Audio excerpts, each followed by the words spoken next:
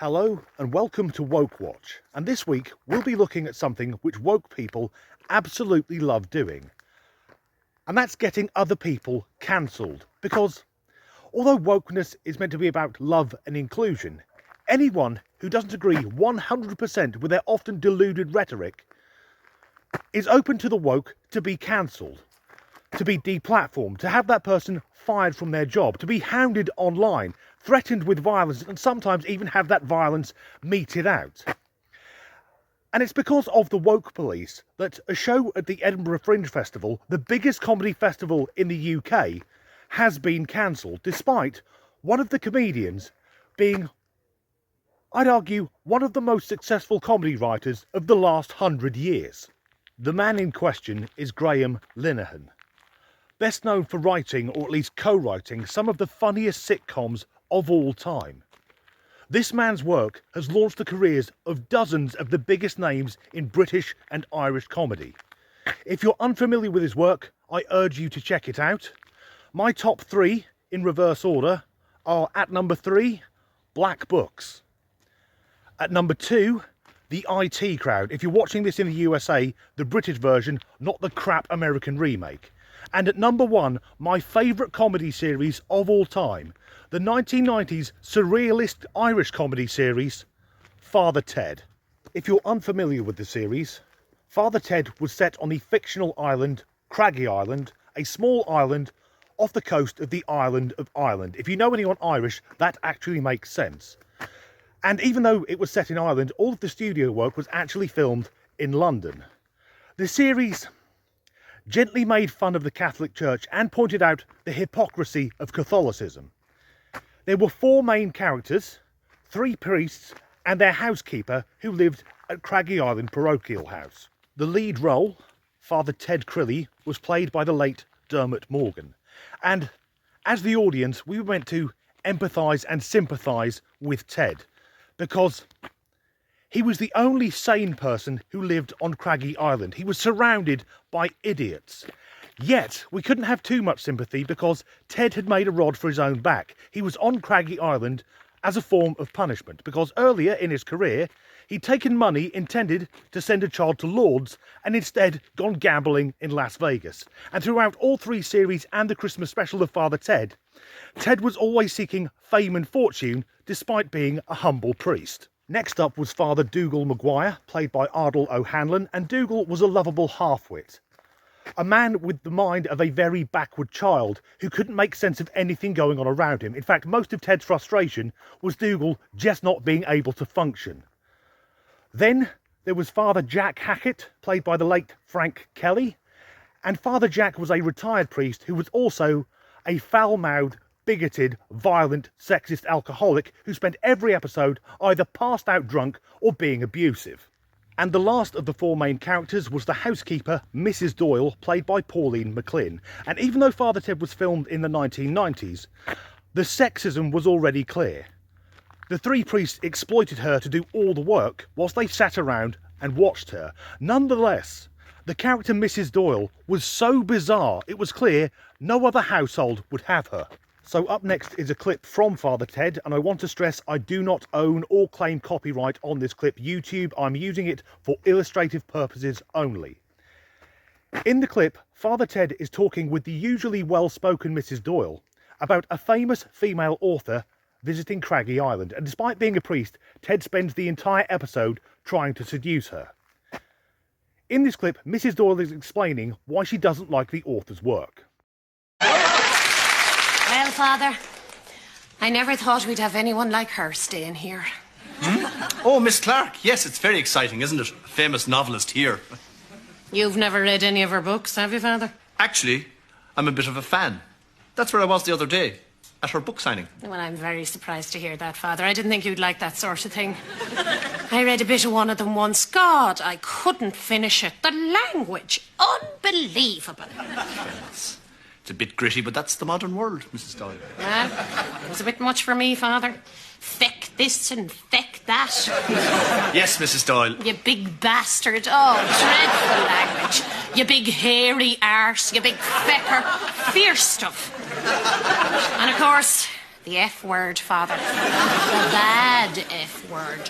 Worse than feck. You know the one I mean. Yes, I do, Mrs. Doyle. F you. F your effing wife. Oh, I don't know why they have to use language like that. I stick this effing pitchfork up your hole. Oh, that was another one. Oh, yes. I see what you mean, Mrs. Doyle. Bastard this and bastard that. You can't move for the bastards in her novels. It's wall-to-wall bastards. Is it, Mrs. You Doyle? bastard, Anyway. you fecker, you bollocks. Get your bollocks out of my face. That was Yes, you just go and prepare for the nuns. Ride me sideways was another one. So why has Graham Linehan had his set cancelled? In fact, all 5 comedians due to appear at that event have all been cancelled. Well, it's because Graham is very public with his anti-woke views when it comes to, you've guessed it, gender ideology. A few years ago, he got into a very public spat on Twitter with a transgender cyclist who he called a cheat. And I think anyone sane would agree that a biological man competing in a woman's sport is in fact a cheat. In fact, I can apply woke logic here, because something the woke love to do is take something from the past and apply modern thinking to it. Well, British cycling have now banned trans athletes. Graham was just ahead of his time.